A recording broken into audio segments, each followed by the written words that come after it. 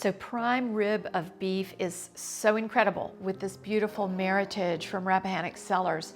You know, prime rib is easy to do and people really think that it's going to be difficult, but it's just a snap. It's just a matter of seasoning it properly.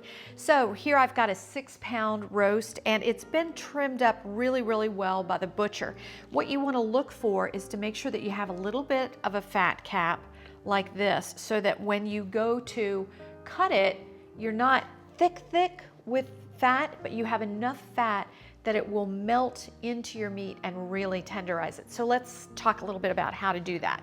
First thing I'm going to do is rub this all over with a little salt and pepper. Not a lot, but they're equal amounts of salt and pepper because I'm going to also have salt and pepper in my rub.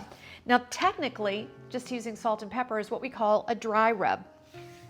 So a dry rub would be any herbs and spices that you put on the meat just dry. To make it a wet rub, you can add fat. So a little bit of butter or a little bit of olive oil. Today we're going to use butter on this. So it almost serves as a maitre d' butter without being a maitre d' butter. It's preparing a maitre d' butter and then using it really as a wet rub, which is what that's called. So I've got some nice salt and pepper pretty much all over. Don't forget the ends and don't forget the bone area because sometimes if we forget the bone area and people really like to kind of nibble on those bones, the meat in that area is not as well seasoned. So let's make sure we've got a little bit in that bone area. And what is excess will just fall off. Okay, now let's set that aside and we're going to make this beautiful rub. The base of my rub is butter. So I'm using 1 cup of butter, that's 2 sticks or 1/2 pound, and you want it nice and soft, room temperature. Kind of run a fork through it, just like that. Then I'm going to take some chives, some dried chives, about 3/4 teaspoon. I'm going to take about a teaspoon of dry garlic,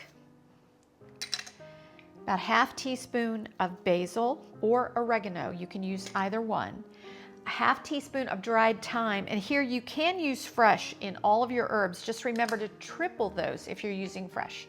And then I'm going to take about a tablespoon of salt and a 1/2 tablespoon or a teaspoon and a half, or even just a teaspoon of pepper, and put that in there.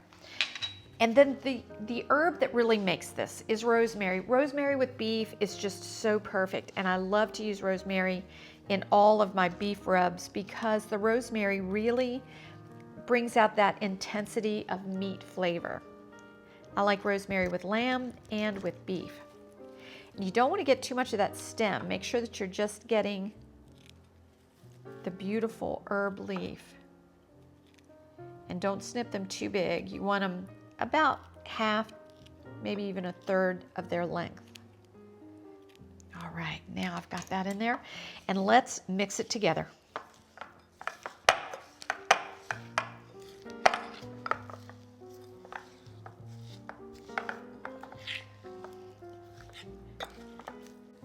Okay, now I have all of that mixed, and I've put on a little sanitation glove just so that I don't end up with butter everywhere on my hand. Certainly, most of the time I don't use that, but it takes a little while to get butter off of your hands. So we're just going to pile that up on this beautiful roast.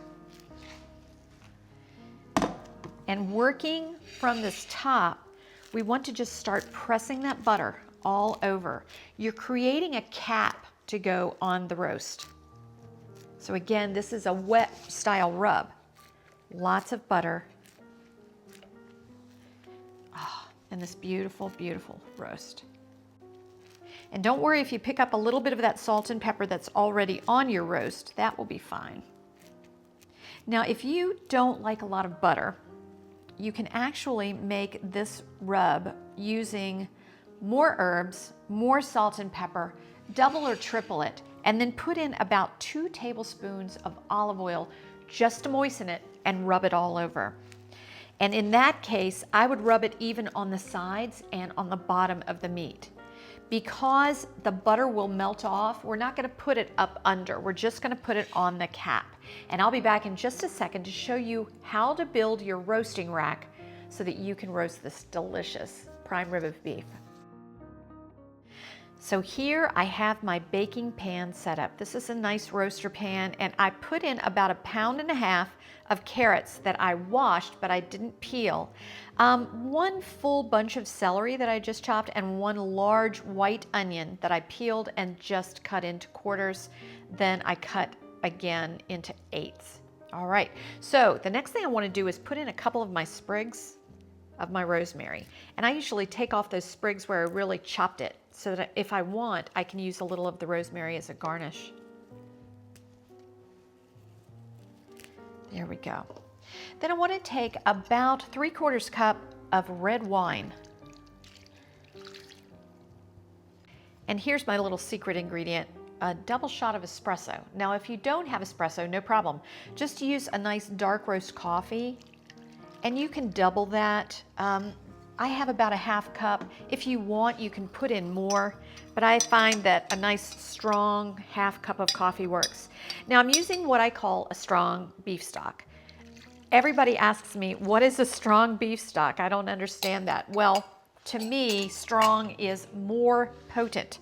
So I usually use a paste beef stock instead of the bouillon cubes, and those have just more intensity, and you can actually increase your delicious amount of beef flavor with those. Now I'm just going to put my roast right on that. You can see it's not resting in any liquid. It's going to rest up above the vegetables and continue to cook, and then we'll have this most amazing au jus in the bottom. So I'm going to put this into a 450-degree oven for about 15 to 20 minutes. Nice and hot, make sure it's preheated. Then I'm going to turn that heat back to 325 and roast it for 15 minutes per pound plus 1/2 hour. So it's just about ready. I roasted, and now I've let that roast sit for 20 minutes so that all those juices can just amalgamate back into that meat. All of it is just so tasty.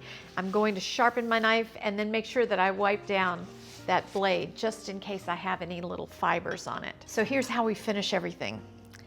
I took all of the vegetables and just kind of laid them around the beef. Now, one of my favorite ways to carve a roast like this is to put it on a meat board so it's slightly angled in part and those juices can run down, but I can still make it look like a beautiful platter. So I drained everything into my gravy separator, and I just want to use this amazing au jus. I'm not going to make a gravy.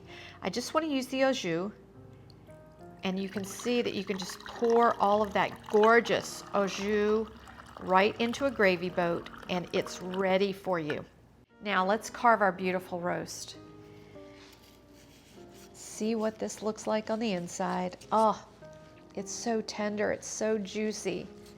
It's just amazing. Oh, that is beautiful.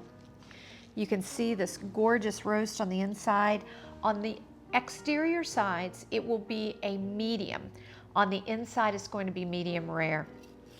Who wouldn't want this on their Saturday night table, their Sunday table, their celebration table, or even for one of their wonderful holidays?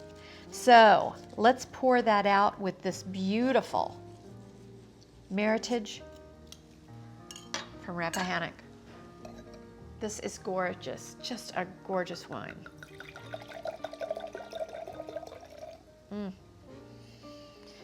Oh, with these flavors, it's just going to be incredible.